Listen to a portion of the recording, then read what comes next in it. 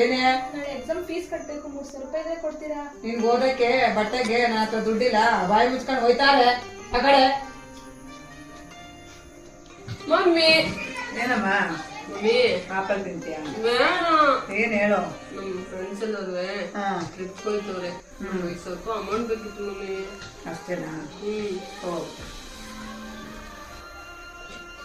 Thank you mummy, thank you so much. Thank you.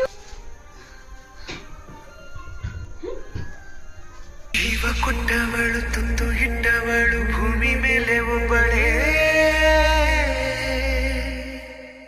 ಪ್ರಾಣ ಒಂದೇ ಇಟ್ಟು ಜನ್ಮ ನೀಡುವಳು ತಾಯಿ ಇಲ್ಲಿ ಒಬ್ಬಳೇ.